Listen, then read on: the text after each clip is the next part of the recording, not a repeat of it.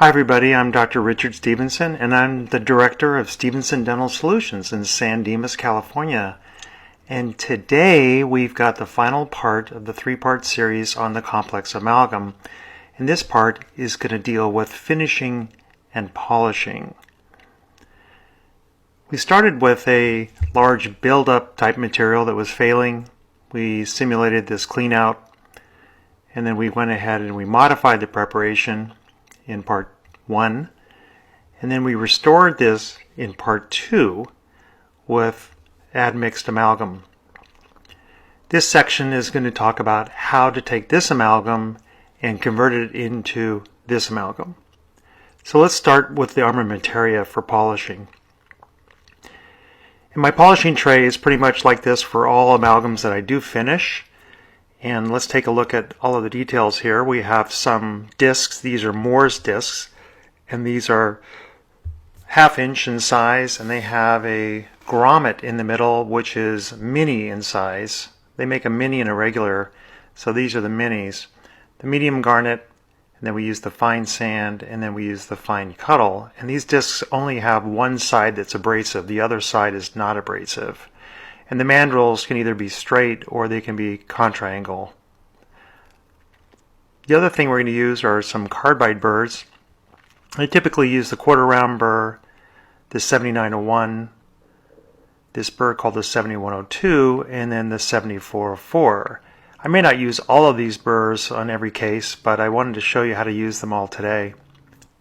Alternatively, you could use greenstone and whitestone instead of these carbide burrs, but I do prefer carbide burrs. We're going to use brownie points, greenie points, and super greenie points either in the latch or in the friction grip, but if we're going to use them in the friction grip, we're going to use a slow speed attachment.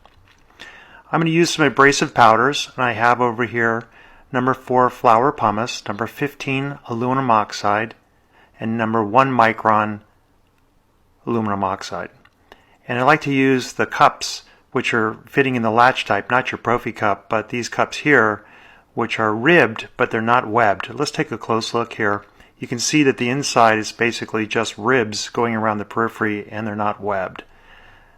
Sometimes I'll use a Profi brush to get into deep grooves if we happen to have those, but rarely is that required.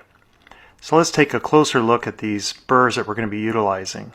The 1/4 round burr, which we'll use basically to open up grooves, the 7901, 7102, and the 7404. Then of course we have the abrasives, the brownie, the greenie, the super greenie, the discs a little bit up close, and these are made by Moore's. They make a 3/8 inch as well. So this is the final restoration after 24 hours, and we're going to start by cleaning out the grooves with a 1/4 round burr. And I like to use this on slow speed. I don't think these grooves need a lot of cleaning out, but it's a little bit easier to polish if the grooves are slightly wider than how they have been carved. So we're going to go ahead and show you this.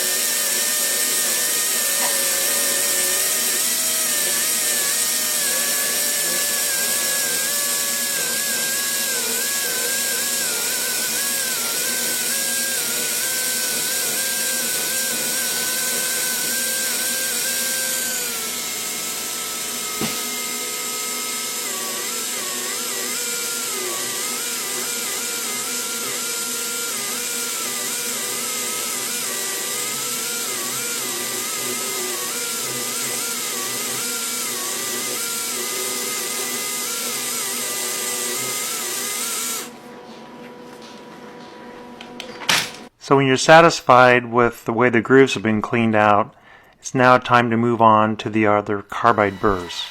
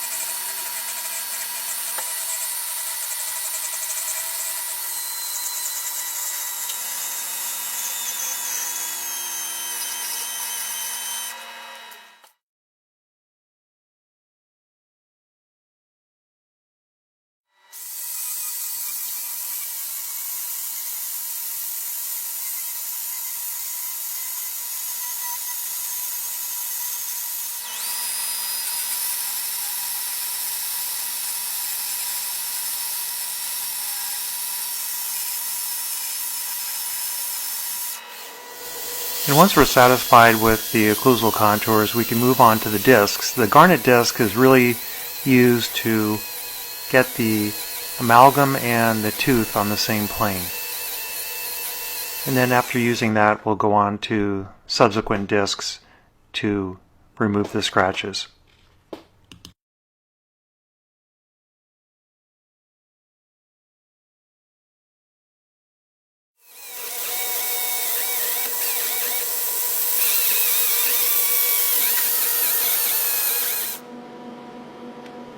We're really not finished with the garnet until we can get the tooth and the amalgam on exactly the same plane.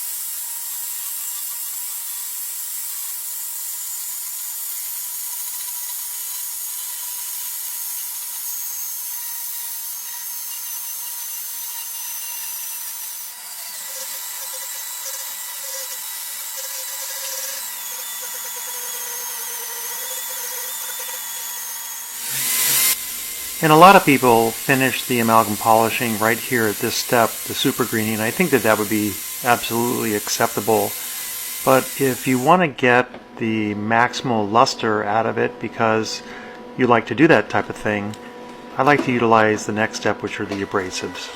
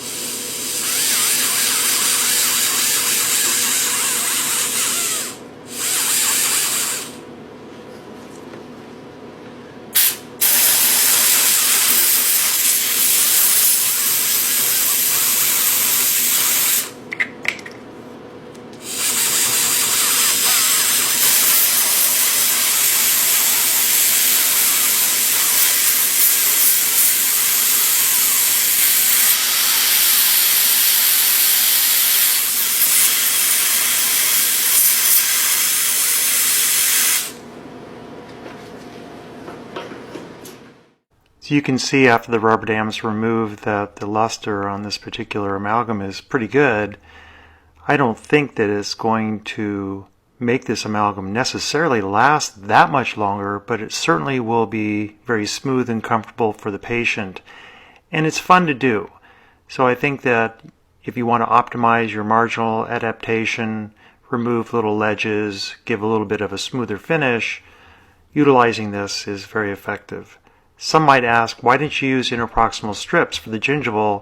And I found that typically that may cause more problems than it would solve because you're going to leave a rough surface potentially.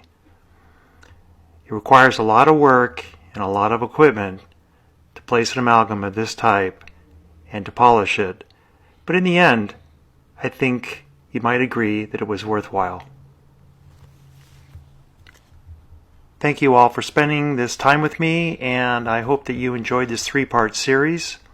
Stay tuned to my channel and give me suggestions, because I will try to make a video on any topic of your choosing and do the best I can to share my thoughts and insights. All the best.